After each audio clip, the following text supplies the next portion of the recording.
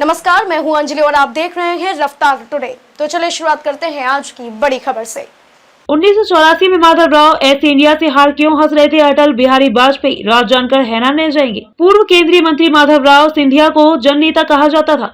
उनका जन्म 10 मार्च 1945 को मुंबई में हुआ था। माधवराव सिंधिया उन नेताओं भोपाल देश की सियासत में बहुत कम ऐसे नेता हुए हैं जो कभी चुनाव नहीं हारे। मध्य प्रदेश की सियासत में पूर्व केंद्रीय मंत्री माधवराव सिंधिया उन नेताओं में से एक है। माधवराव सिंधिया ग्वालियर और गुना शिवपुरी संसदीय सीट से चुनाव लड़ते थे। माधवराव सिंधिया को हराने के लिए विपक्षी पार्टियों ने पूरी ताकत लगाई, लेकिन वो कभी चुनाव नहीं। माधवराव सिंधिया के खिलाफ पूर्व प्रधानमंत्री अटल बिहारी वाजपेयी चुनाव लड़ चुके हैं, लेकिन उन्हें भी माधवराव सिंधिया ने पटखनी दे दी थी। माधवराव सिंधिया की जयंती पर हम आपको एक रोचक किस्सा बता रहे हैं, जब अटल बिहारी वाजपेयी अपनी हार के बाद भी खुश हुए थे। 1984 के लोकसभा चुनाव में ग्वालियर संसदीय सीट से कांग्रेस ने माधवराव सिंधिया को उम्मीदवार बनाया था।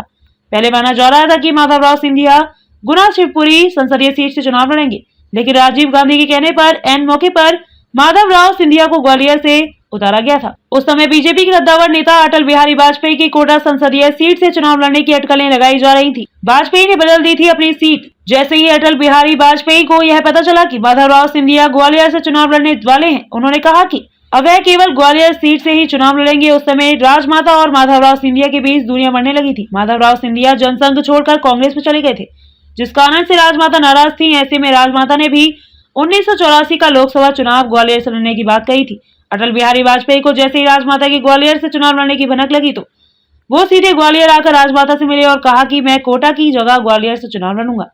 अब रिजल्ट आया तो अटल बिहारी वाजपेयी अपना चुनाव हार गए। माधवराव सिंधिया ने उन्हें करीब 2.25 लाख वोटों से हराया था। ऐसा कहा जाता है कि 1984 के लोकसभा चुनाव में अटल बिहारी वाजपेयी के लिए एक सुरक्षित सीट की तलाश की जा रही थी, जिसके लिए बीजेपी ने ग्वालियर से उनका नाम फाइनल किया था, क्योंकि ये सीट राजमाता के प्रभाव वाली सीट थी। ग्वालियर के अलावा उनके कोटा से भी चुनाव लड़ने की अटकलें थी। बताया जाता है कि अटल बिहारी वाजपेयी ने माधवराव सिंधिया से पूछा था कि आप ग्वालियर से तो चुनाव नहीं लड़ेंगे। माधवराव ने अटल जी को कहा था कि वो अपने संसदीय सीट गुना शिवपुरी से ही चुनाव लड़ेंगे, लेकिन एन मौके पर राजीव गांधी के कहने पर माधवराव सिंधिया की सीट बदल गई। हार के बाद क्यों हंसने लगे थे अटल बिहारी वाजपेयी? 1984 में अटल बिहारी वाजपेयी अपना चुनाव हार गए थे। इस हार के बाद अटल बिहारी वाजपेयी हंसने लगे थे। जब उनसे हंसने का कारण पूछा गया था, तो उन्होंने कहा था कि यहाँ से चुनाव लड़कर मैंने माँ बेटी की लड़ाई को महल तक सीमित रहने दिया, उसे सड़क में नहीं आने दिया।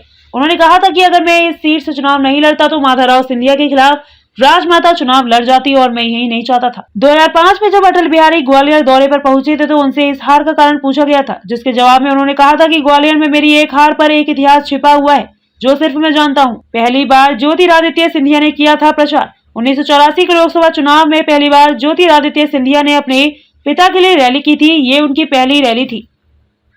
उस समय ज्योतिरादित्य सिंधिया की उम्र मात्र 14 साल थी। उन्होंने अपनी मां के साथ अपने माधवराव सिंधिया के लिए चुनाव प्रचार किया था। वहीं राजमाता ने चुनाव प्रचार में केवल एक रैली को संबोधित किया था। इस दौरान उन्होंने कहा था कि एक और पूत है, दूसरी ओर सपूत। खबरों में अब तक के लिए बस इतना ही। मिलते हैं फिर ऐसे ही बड़ी खबर के साथ। तब तक के लिए नमस्कार और देखते रहिए रफ्तार टुडे।